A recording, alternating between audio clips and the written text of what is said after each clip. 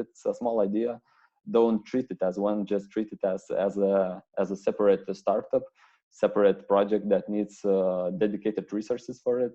And yeah, from that on, you will just develop it like you have developed your whole company into some success stage.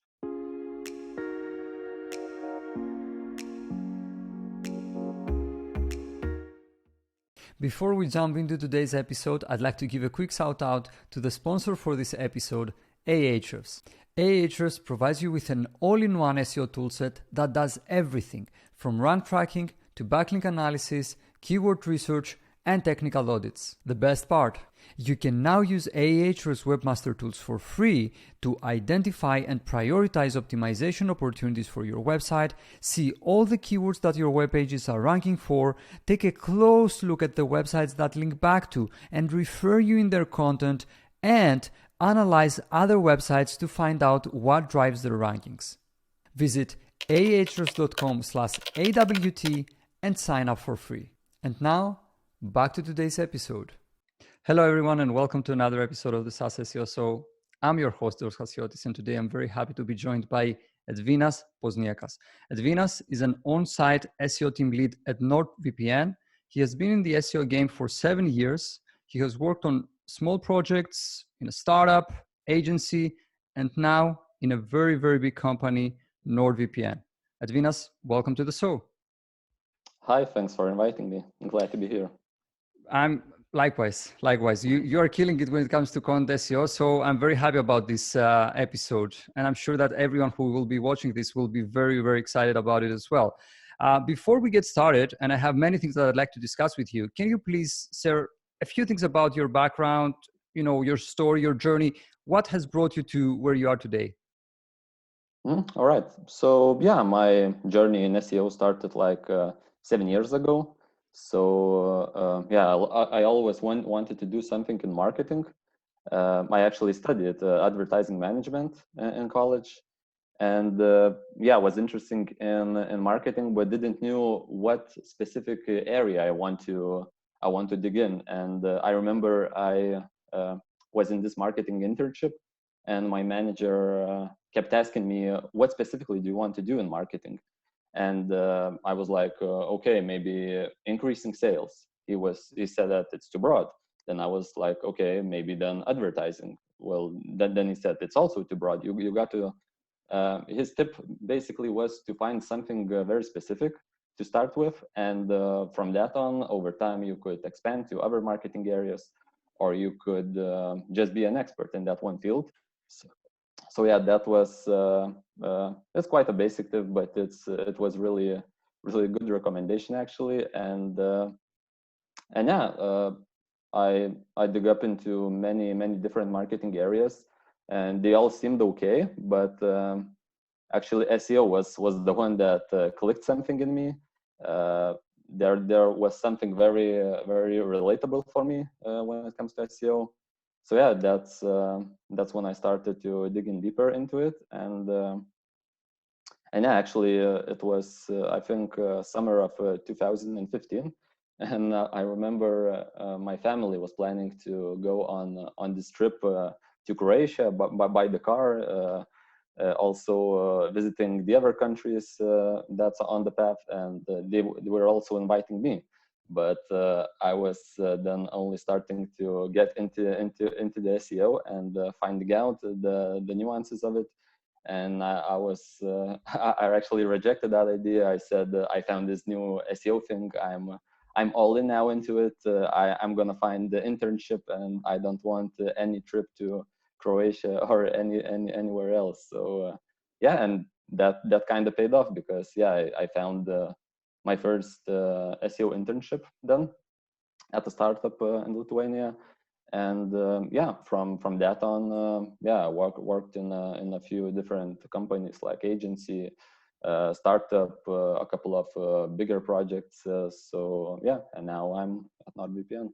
I'm glad it paid off. And now you are at NordVPN. Can you please, for people who have never heard of NordVPN before, can you please, let us know what NordVPN is and what NordVPN does and who gets the most value? Yeah, so NordVPN is virtual private network.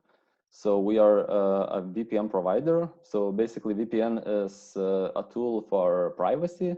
So yeah, if you want to stay more private online, you have to use a VPN. So it protects you when you use public Wi-Fi's. Also, it helps you to avoid the hijacking or DNS blocking, all sorts of things.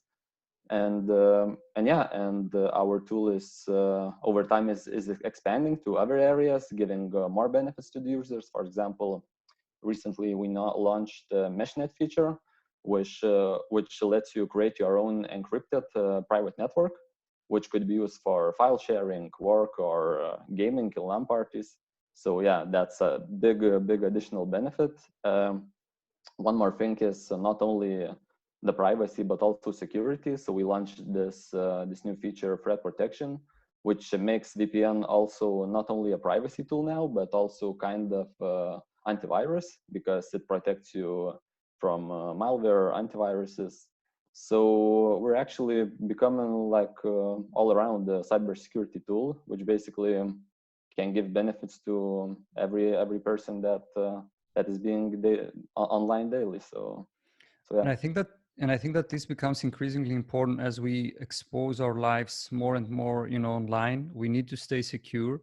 I know that some of our team members use NordVPN, and they are very happy with the service. And like the truth is that if you are in this like industry, and if you've ever searched for a VPN online, chances are NordVPN. And I want to connect that with my first question, which is that the website ranks, as per Ahrefs at least, for more than 660,000 organic keywords, which is massive organic visibility.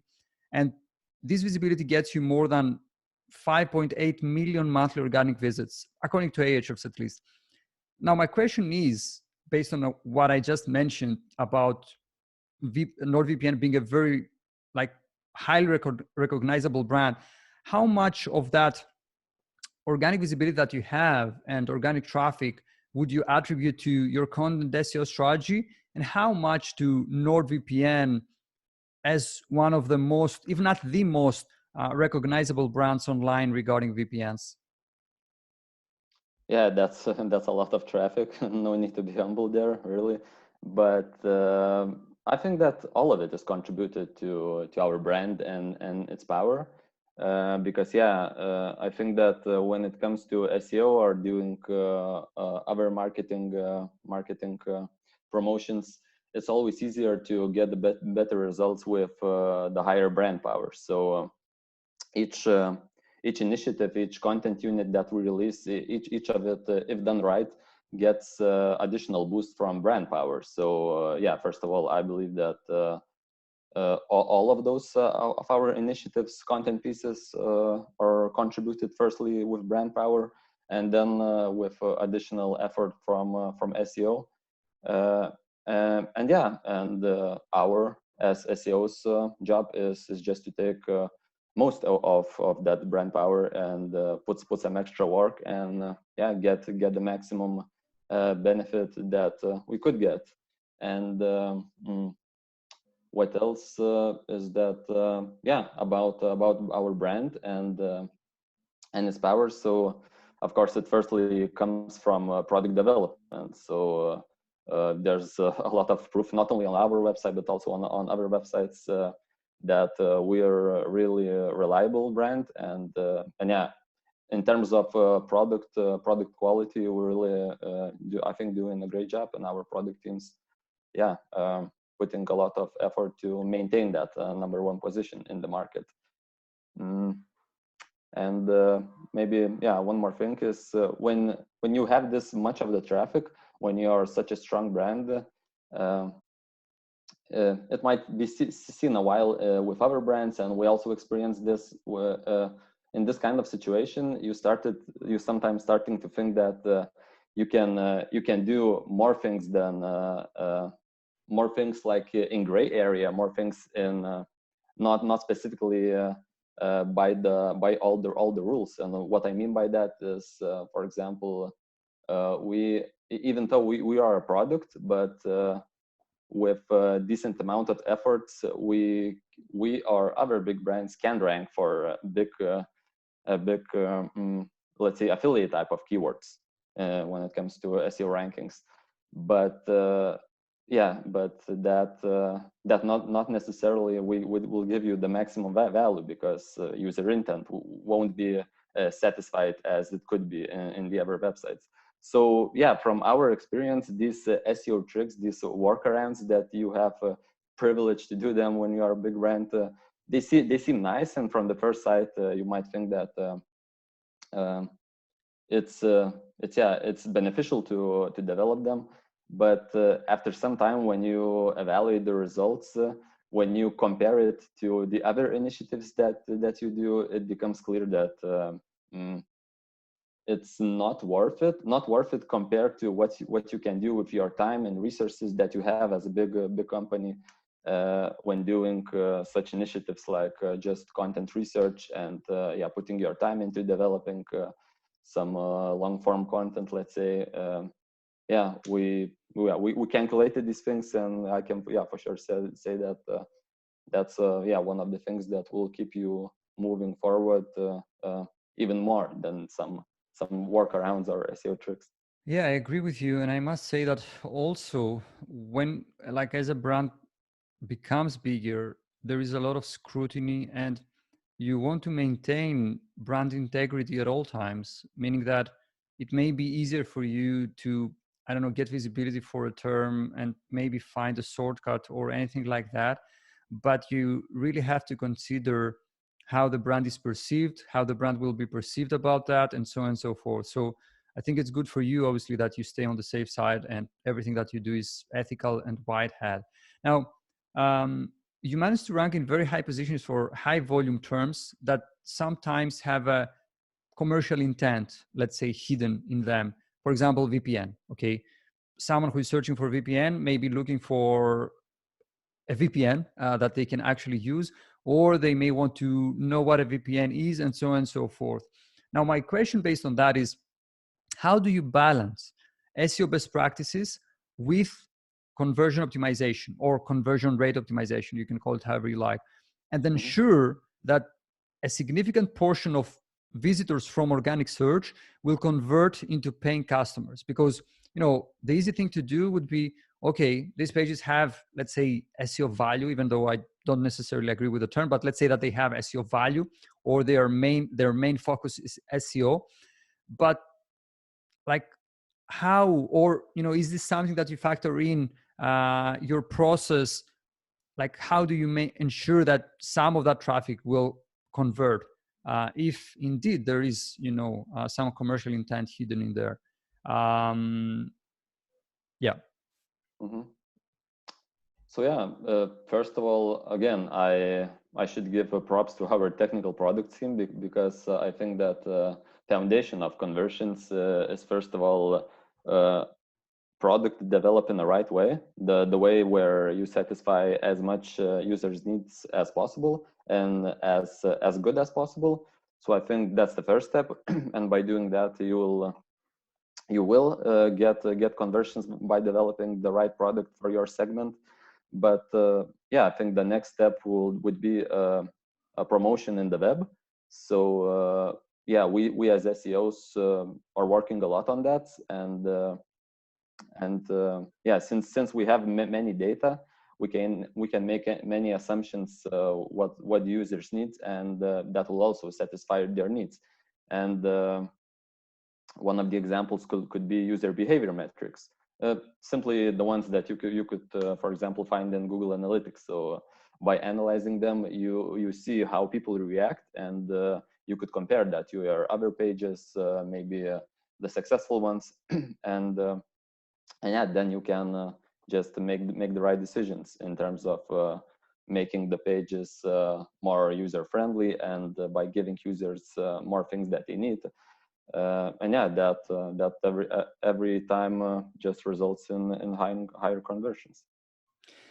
By the way, do you believe, or I don't know, obviously this is based on assumptions, even though people have written about that in the past, but do you think that the fact that a user comes on the website and the fact that they will, I don't know, sign up for NordVPN and not bounce back and click on another result to find what they are looking for, do you think that, or based in your experience, that this gives a positive signal? The fact that conversions actually happen on that page,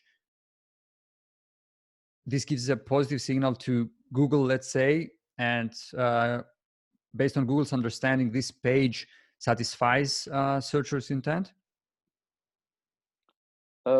Partially, yes. I think for those times when once it happened, it might give you benefits because, yeah, let's say user found what he needs. He signed up for NordVPN. He closed this browser. He started using, and maybe then he found out something that is not very is not the product that he was looking for.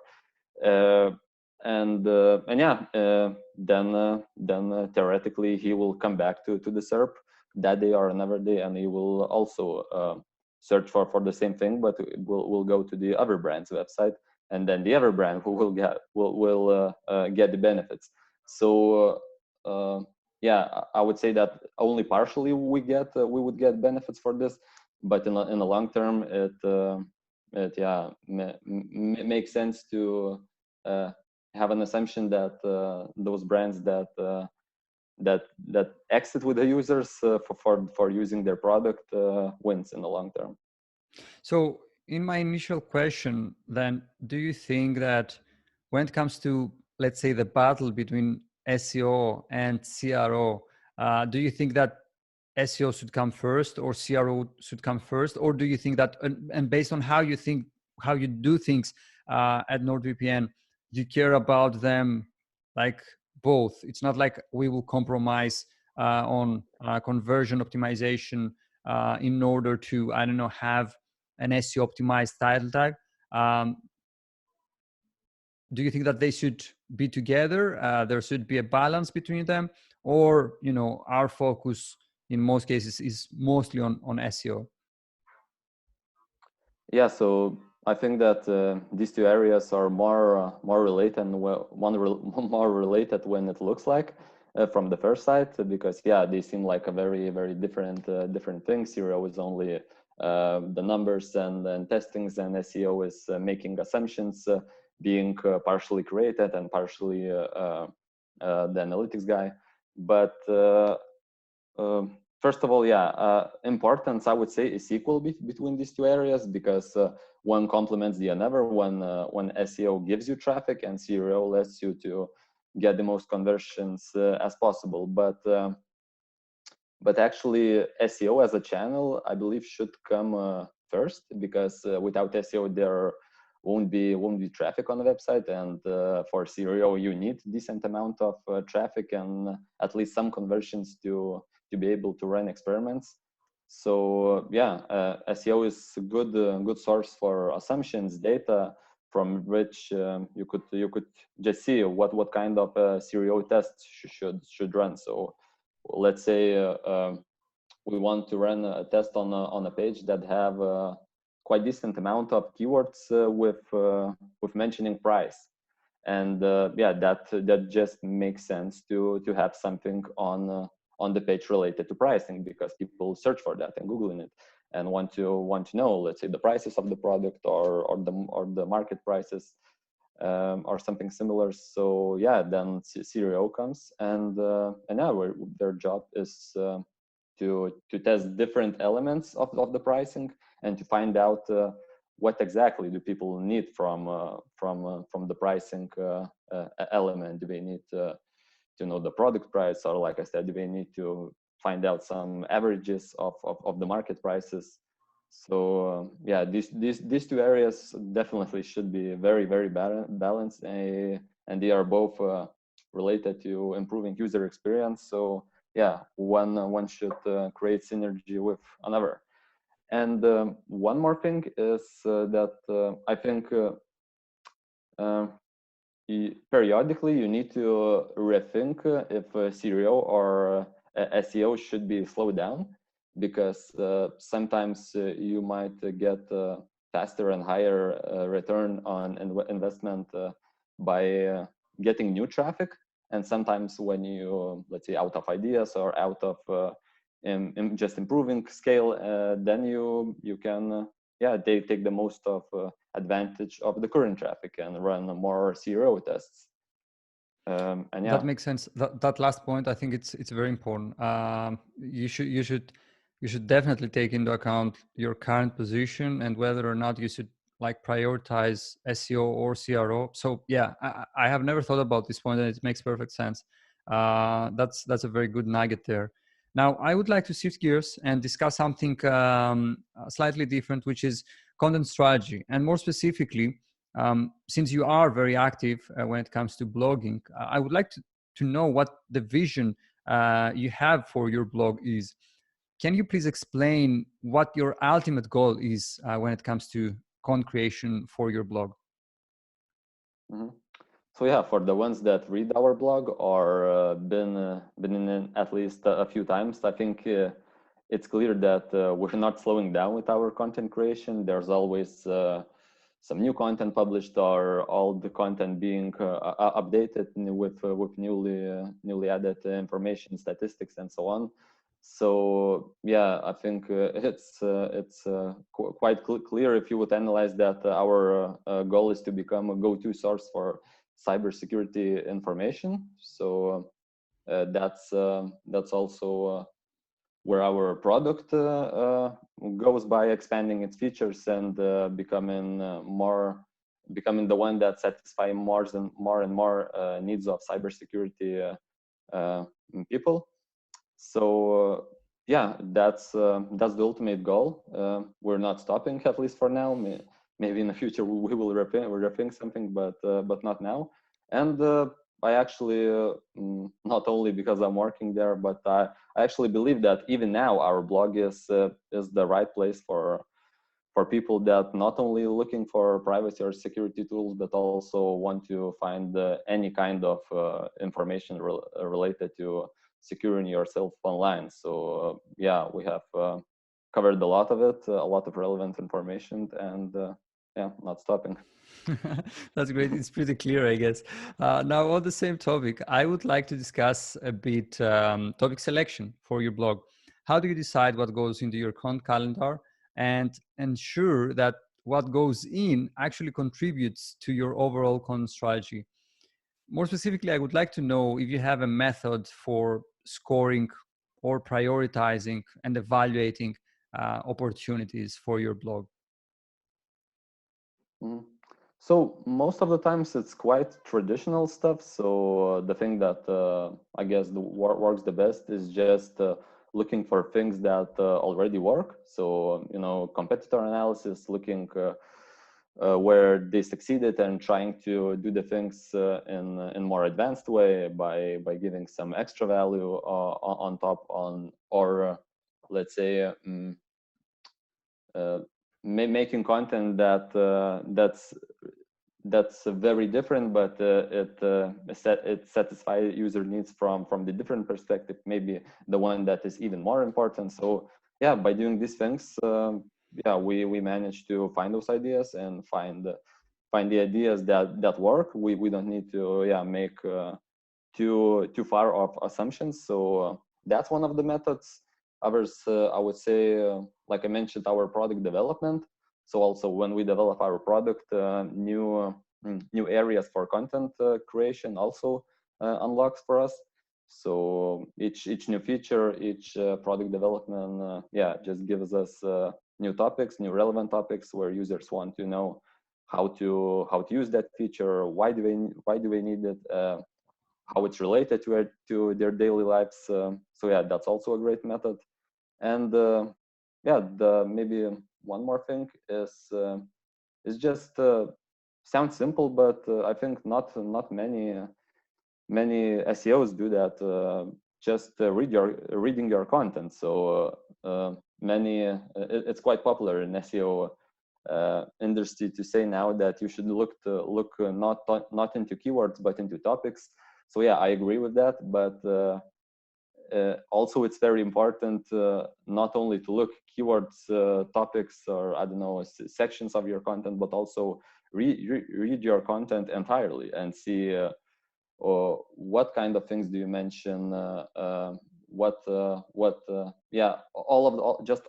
finding all of the subtopics that you talk about, the terms, and yeah, that also gives clue what's missing in your whole content spectrum. So by reading your content, you could see, for example, that you mention some small thing, but you mention it like each time in an article, and that will just give you a clue that you need to maybe also write something about it, and because that's important, that's being mentioned a lot, but since it didn't have a search volume, you didn't cover it. But yeah, from the amount of mentions, it's clear that it is important.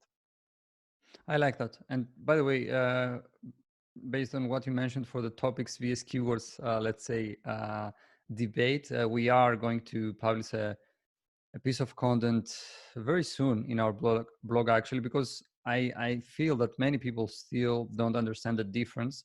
And not that, it's so important to understand the difference, but I think that from a very practical standpoint, it's good to understand that, product launch is a topic, and product launch checklist, for example, top of mind, is a keyword that is included inside the topic. In any case, let's focus on and discuss content creation for a minute. And I would like to discuss the fact that in several cases, your content covers sensitive topics such as online privacy, information security, and so on and so forth. So I have two questions here. The first one would be, how do you find and retain content writers who know about the topics you're writing about? I don't know if you can call them technical writers or anything like that, but I'd be very interested to know, how do you source writers?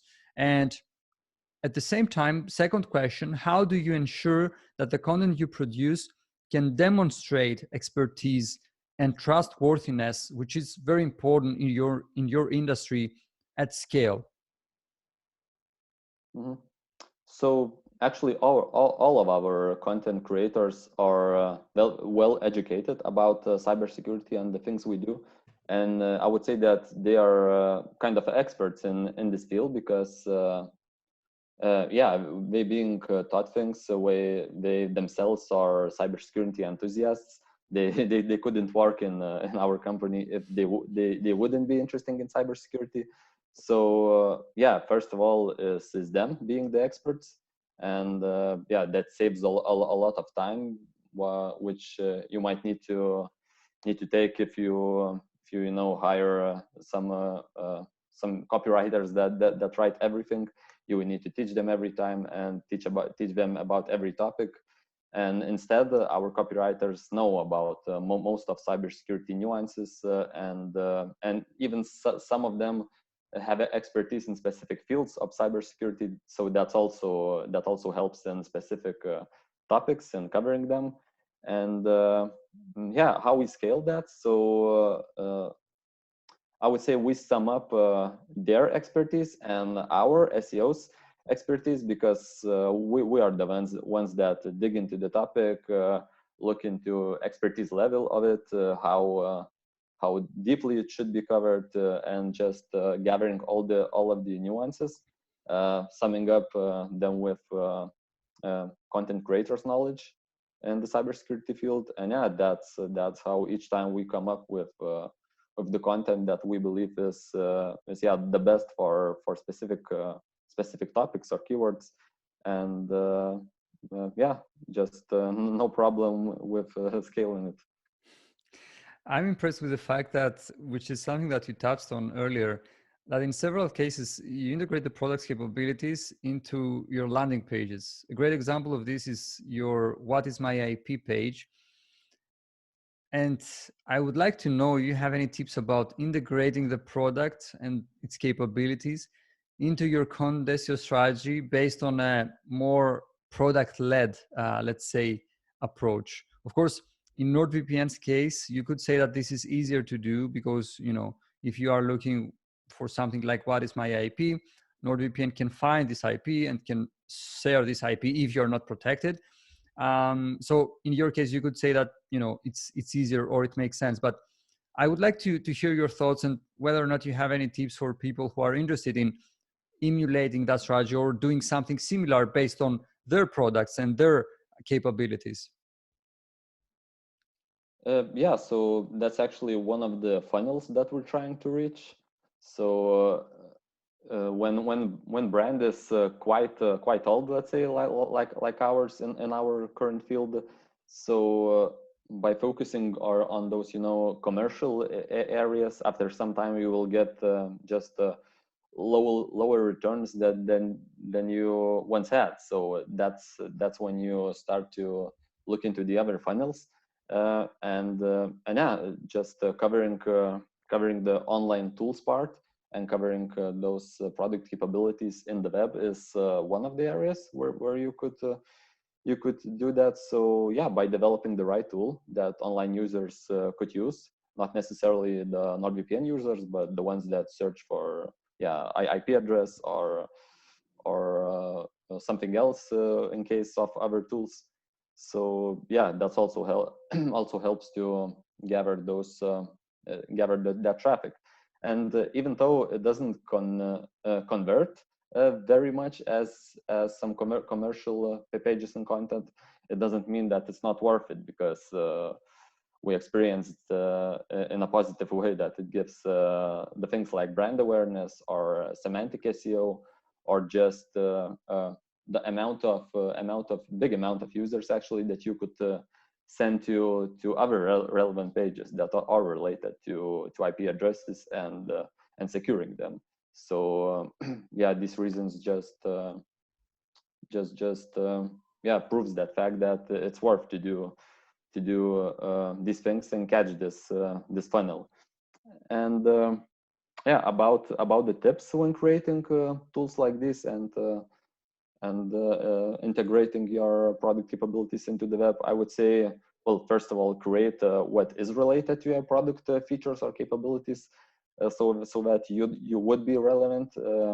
Then I would say that don't think that since it doesn't convert, it's not worth it, because like I mentioned, it gives you a lot of other benefits that will give you value in the long term.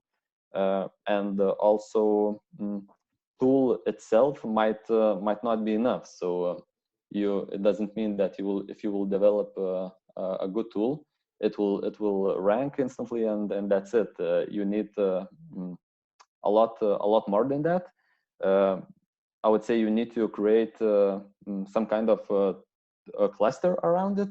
So for example, if you're developing a tool that finds IP address, you need to release some content about it, so that you would show expertise to both to Google and users that you know what you're talking about. And once you have that cluster in your blog or landing pages or other areas of the web, then you just ensure that you will succeed in catching users of these funnels.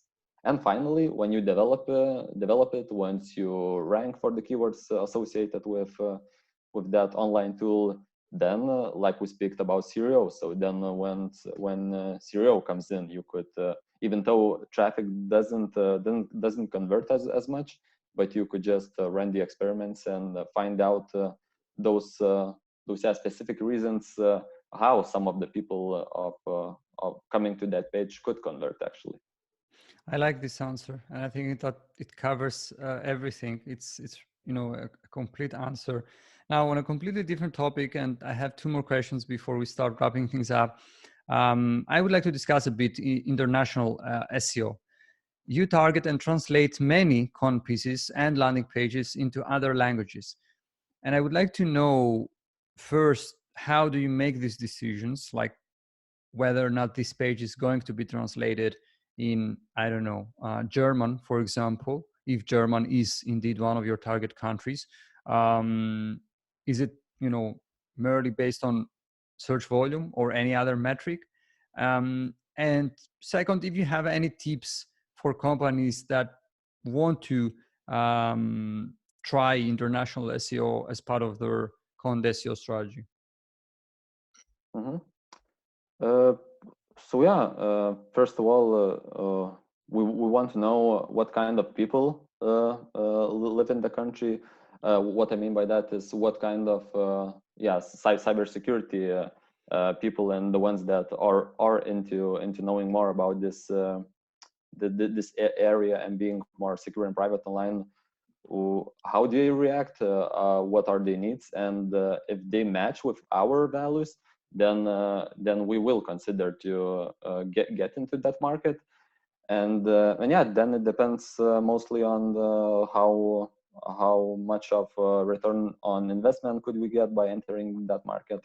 How many of opportunities from SEO side with keywords or other marketing channels could we get from there. So yeah, we just look in all of those things, do the calculations, and then it becomes clear if with our resources and with our team, if it's worth to give some of our resources to that local, or if not, if it's more worth it to just maintain those resources on the markets that already work. But yeah, quite often when you evaluate these things, you see that if you will maintain your resources on some top market, it might give you like a 1% revenue boost in let's say a year or so. And with new market, you could get also, let's say, I don't know, 60% or something. So in these kind of cases, it becomes clear that it's better just to jump on these new opportunities and catch those low-hanging fruits. And yeah, and success to that, I would say, is first of all, most important thing, dedicated resources. So yeah, just hire the local people that will work with that market. Just be prepared that everything that works in other countries and other markets won't necessarily work with the new market that you're targeting. So yeah, you have to just prepare for that and to prepare your local resources. And yeah, also yeah, the thing that I mentioned, it's popular to say that think big, but I would say think not only big but also think small. And yeah, like I mentioned, some of the smaller opportunities targeting new small countries might just give you more of a return on investment than sticking to your top markets. I agree with you. I agree with you. And this is like a different and very interesting perspective, because everyone will say that, you know, there's search volume there, you should go after these countries. In some cases, maybe things are easier there. But what you're saying makes perfect sense. And I think that this way of evaluating opportunities and like seeing the whole picture before you make a decision makes perfect sense. Now, my last question before we wrap things up would be, managing time and prioritizing things, because I can only assume that an SEO team that is as big as yours will have many different ideas and experiments you'd like to run. So my question would be, how do you prioritize things internally, and when do you know this experiment or idea is successful or not? So yeah, for sure, we have a lot of initiatives and ideas, not only from our SEO team, but also from other teams, and we're communicating a lot among the teams. So yeah, a lot of things that are being postponed or being just held for the future, because we just have the initiatives from the past currently being developed. So I would say, in short, it's quite simple. We look into efforts and outcomes. So how much of the effort will we give, and how big of the impact it might give us at the current stage. So yeah, we just look into that, and yeah, for just prioritizing things and managing all of it. So also quite popular things, but we try to divide everything into big projects, into a smaller ones, smaller tasks. So we treat each of our initiative like a different startup, like starting a different company. I think that's yeah, key to succeeding in each of your ideas. And yeah, I can only repeat what I said, is that not only think big but also think small. So if it's a small idea, don't treat it as one. Just treat it as a separate startup, separate project that needs dedicated resources for it. And yeah, from that on, you will just yeah, develop it like you have developed your whole company into some success stage. I love that, and I think that we found the intro for this episode with this last sentence. This was all very insightful, and I learned. I will definitely note down some of the things that you said, because I think that they brought a different perspective, at least based on my point of view. And thank you very much for that. Where can people find out more about you, get in touch if they'd like to, or check out NordVPN?